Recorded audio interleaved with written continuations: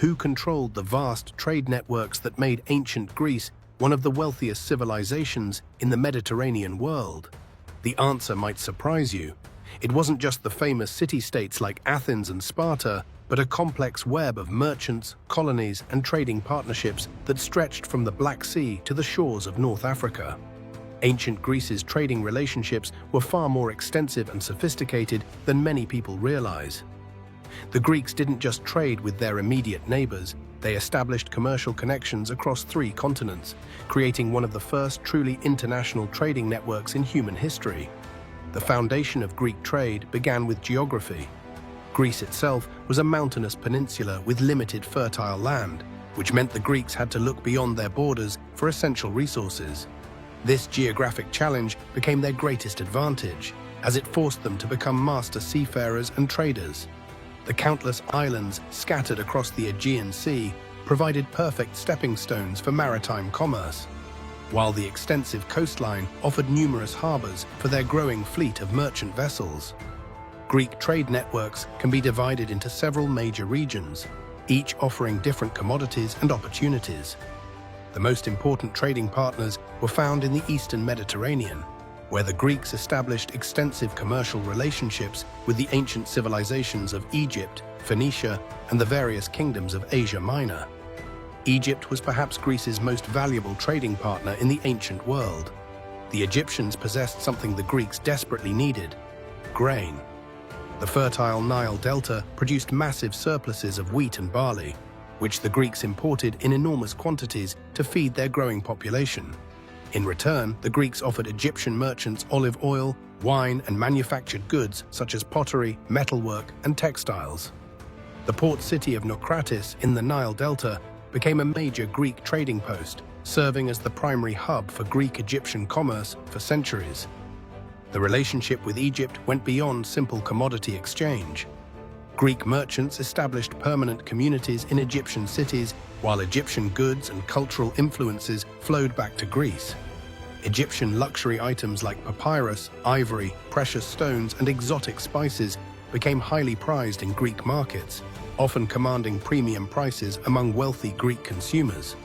The Phoenicians represented another crucial trading relationship for the Greeks.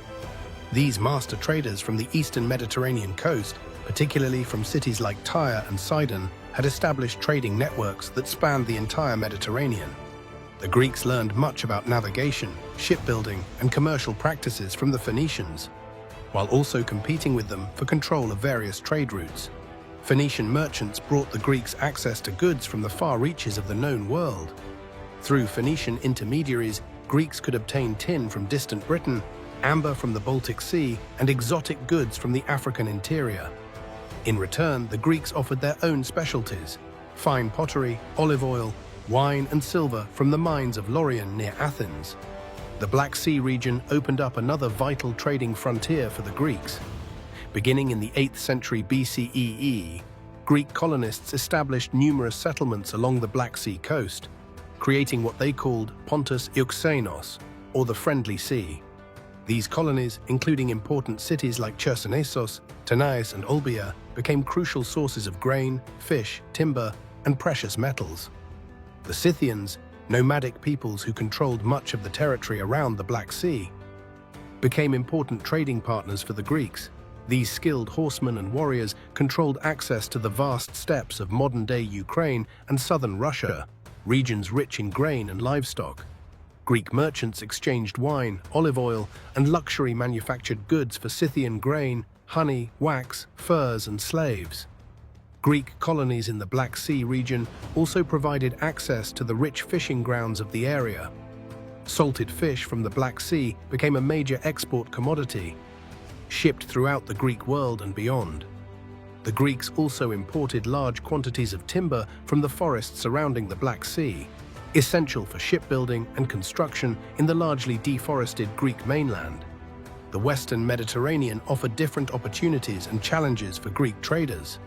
Here, the Greeks encountered the Etruscans of central Italy, who had developed their own sophisticated civilization and trading networks. The Etruscans were skilled metalworkers and possessed rich deposits of iron, copper, and silver in their territory. Greek merchants traded pottery, wine, and olive oil for Etruscan metals and manufactured goods. Greek colonies in southern Italy and Sicily, known collectively as Magna Graecia, became major centers of commerce in their own right. Cities like Syracuse, Tarentum, and Cumae not only served as trading posts, but also became important producers of goods for export. The fertile plains of Sicily made it a major grain producer, while the Greek colonies of southern Italy became renowned for their pottery and metalwork.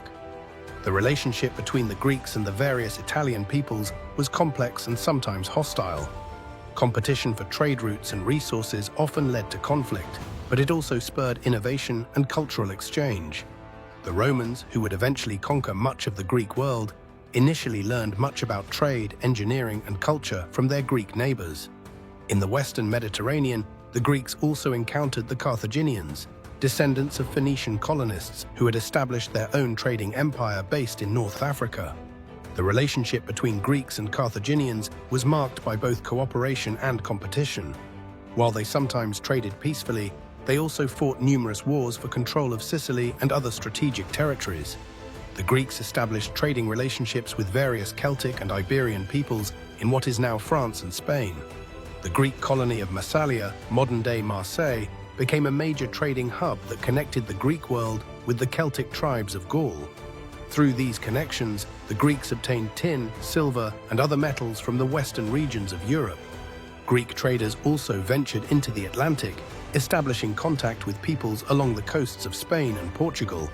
Archaeological evidence suggests that Greek goods reached as far as the British Isles and the Atlantic coast of Morocco, demonstrating the remarkable extent of Greek commercial networks.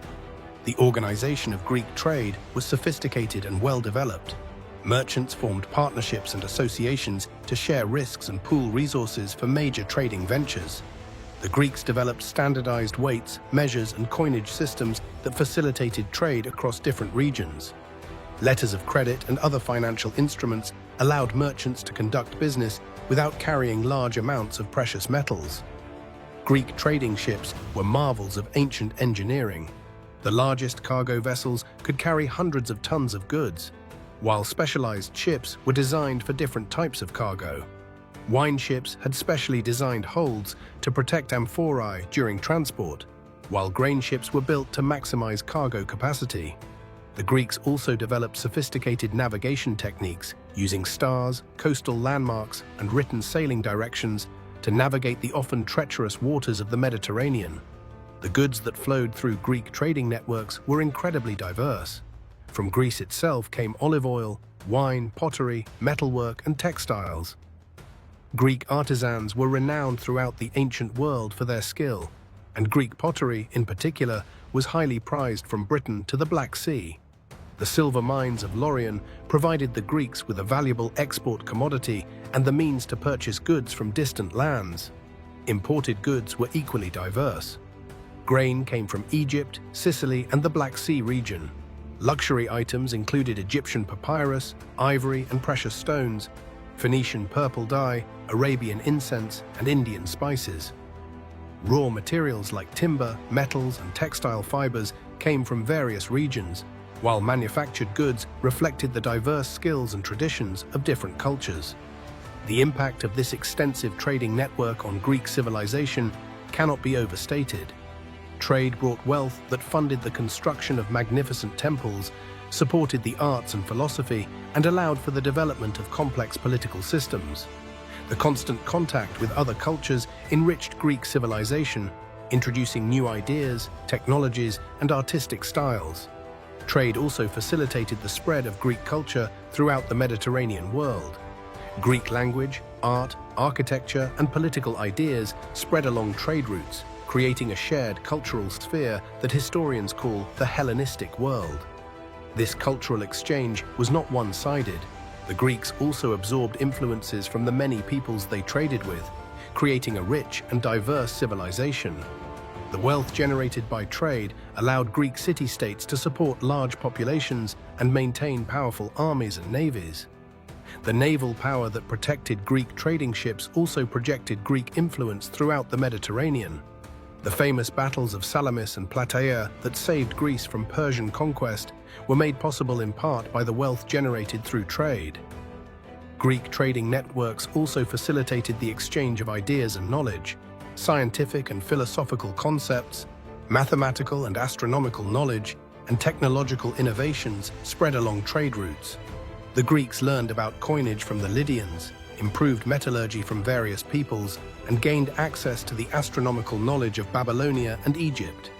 The decline of Greek trading dominance came gradually as new powers rose in the Mediterranean world.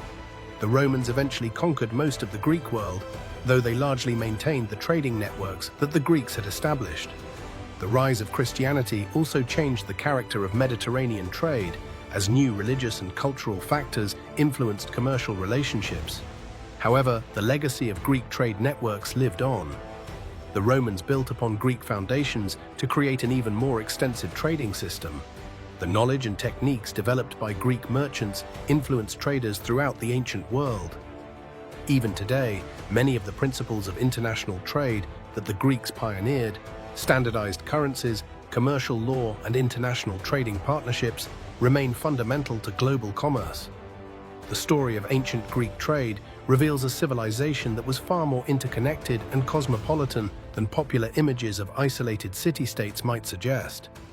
Through their extensive trading networks, the Greeks created one of the first truly global economies, connecting diverse peoples and cultures across 3 continents. Their success as traders not only brought them wealth and power, but also created the foundation for the cultural achievements that continue to influence our world today.